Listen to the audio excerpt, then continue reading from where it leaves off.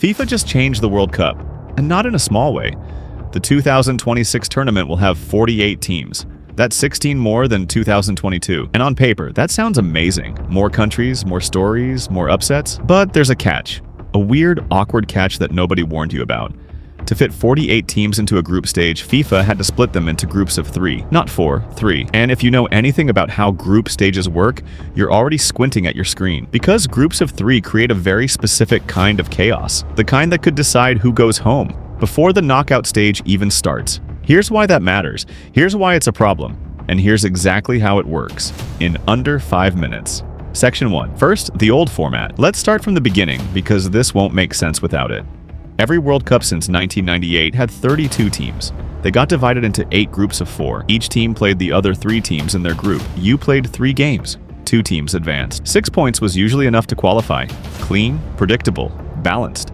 Everyone played the same number of games. Everyone faced the same number of opponents. It was fair, and not perfect, but fair. That was the system. Everyone understood it. And then FIFA decided to blow it up. Section 2. The big expansion 2026 is different. FIFA is expanding the tournament to 48 teams. More spots for Africa, more for Asia, more for North and Central America. It genuinely gives more of the world a seat at the table. But here's the problem nobody talks about in the press releases. 48 doesn't divide neatly into groups of 4. 48 divided by 4 is 12 groups. That's fine mathematically.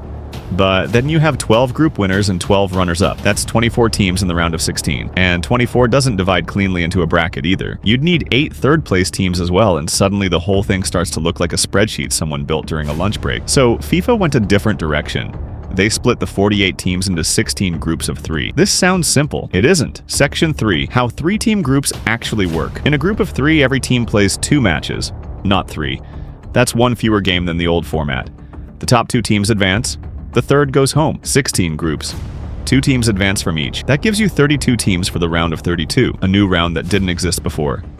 Then it's single elimination from there. Round of 32, round of 16, quarters, semis, final. Classic knockout football. In theory, this is clean. You get your 32 qualifiers and the bracket plays out normally. In practice, there's a giant flaw hiding inside the group stage. Actually, there are several. Section 4. The scheduling problem. Here's where it gets interesting. In a group of 4, all 4 teams play their final group games simultaneously. This matters more than you think. It stops teams from doing the maths in real time.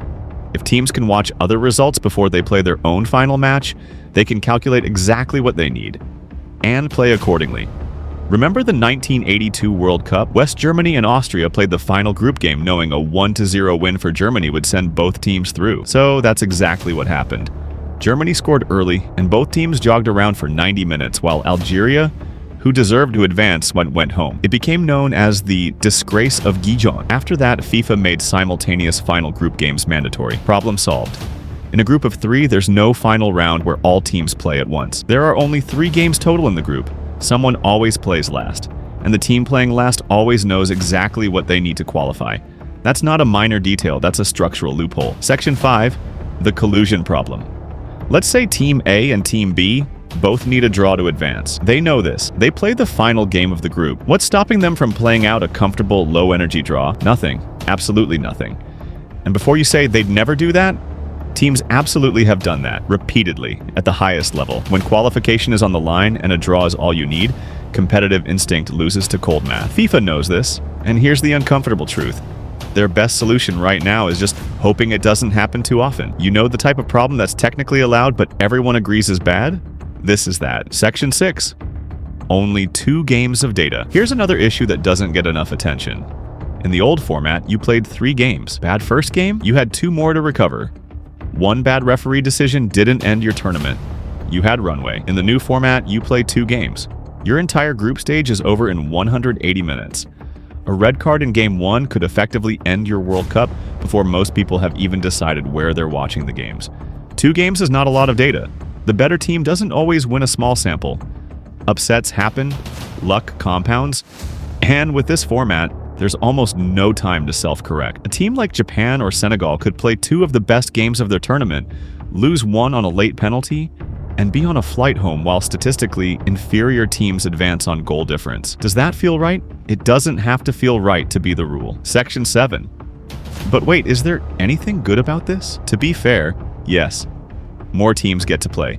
For countries that have never been to a World Cup, Making it to the group stage is a historic moment. Kids watching their national team play on the biggest stage in football for the first time. That's real. That matters. The expansion means nations from the Caribbean, from the Pacific, from smaller footballing nations who've been on the outside for decades, finally get a shot. The story of a country qualifying for their first World Cup is often the best story of any tournament. And there's an argument that 3-team groups create higher stakes, faster drama. Every point counts immediately. There's almost no room to ease into the tournament. You have to show up from day one.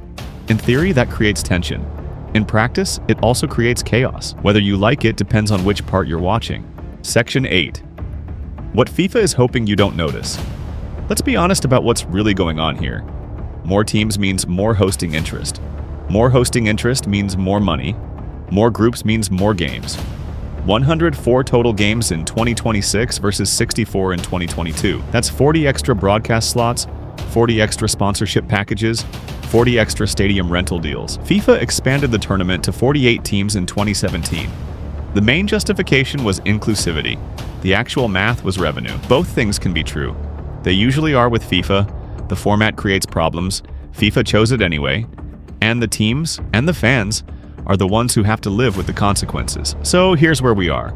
The 2026 World Cup has 3-team groups because 48 teams don't fit neatly into groups of 4. And those groups of 3 create real problems: collusion risk, scheduling imbalances, tiny margins deciding massive outcomes, problems that the old 4-team format was specifically designed to avoid. The core idea is simple. A format built for revenue isn't always built for fairness. We'll find out which matters more when the tournament kicks off in June 2026. So here's the question worth sitting with. If the worst happens, if a match in Group C ends in a suspicious draw that sends a better team home, will FIFA ever walk this back? Or is the money too good to reverse? Think about that. If you want to understand every other confusing thing about the 2026 World Cup, the bracket, the qualification spots, the tiebreaker rules, subscribe, because we're breaking all of it down in the same way, one concept at a time.